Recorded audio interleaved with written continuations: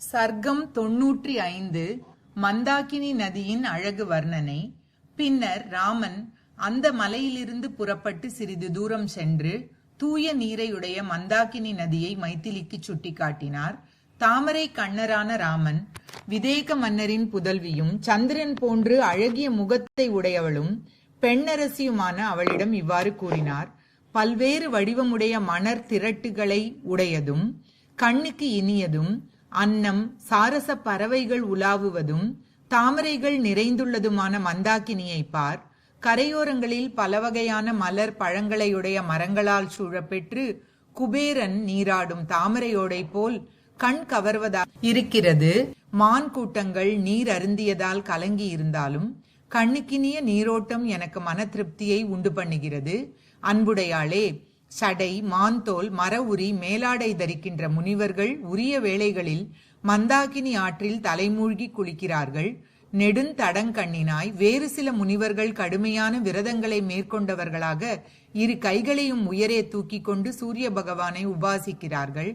வேகமான காற்று வீச்சினால் நதியின் எல்லா பக்கங்களிலும் உள்ள மரங்களின் உச்சி கிளைகள் ஆடுகின்றன.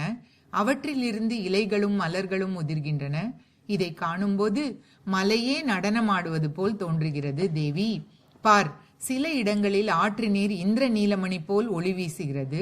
சில இடங்களில் மணர்த்திட்டுகள் காணப்படுகின்றன.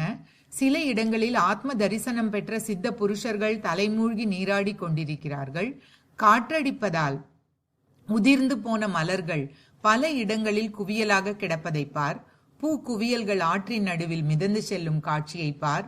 மனத்திற்கினியாளே, இனிமையாக குரல் எழுப்பும் சக்கரவாக பறவைகள் மங்களமான ஓசையை எழுப்பிக் கொண்டு மேலே பறந்து செல்வதை பார். பேரழகுடையாளே, சித்திரக்கூட மலையையும் மந்தாகினி நதியையும் உன்னையும் பார்த்து கொண்டிருப்பதால் நகரத்தில் வசிப்பதை காட்டிலும் இந்த வனவாசம் சுகமானது என எண்ணுகிறேன். அயோத்தியில் அழகுமிக்க இந்த மலையையும் மந்தாகினியும் காண முடியாதொன்றோ?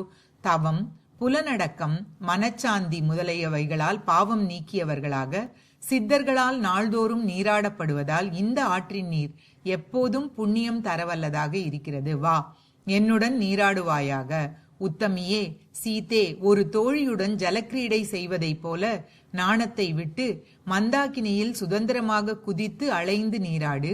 நீ மூழ்கி எழும்போது உண்டாகும் அலைகளால் செந்தாமரை வெண்டாமரை மலர்கள் நீரில் மூழ்கட்டும்.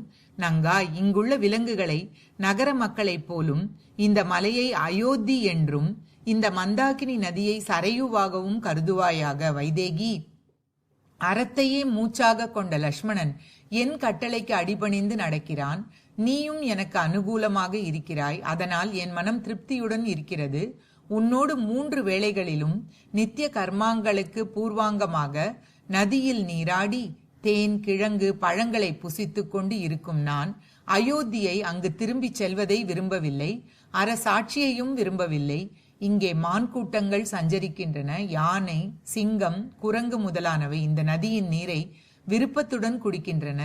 இரு கரைகளிலும் ஏராளமான மலர்களை கொண்ட மரங்கள் அழகாக விளங்குகின்றன. இப்படிப்பட்ட இந்த நதியில் நீராடி சுகத்தை அனுபவிக்காதவனோ களைப்பு தீராதவனோ இருக்கவே மாட்டான்.